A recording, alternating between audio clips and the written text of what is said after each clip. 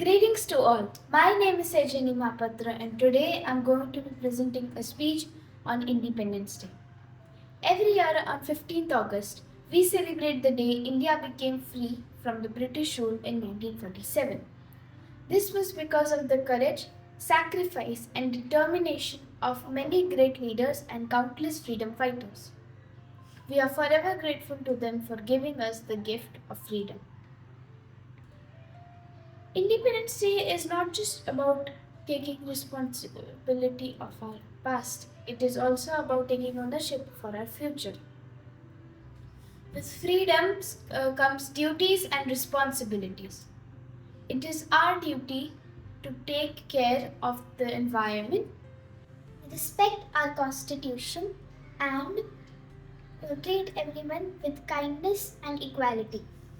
India is one of the most unique countries with more than 1,000 spoken languages and 22 official languages.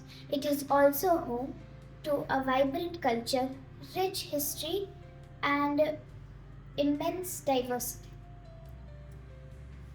It is our duty to respect its diversity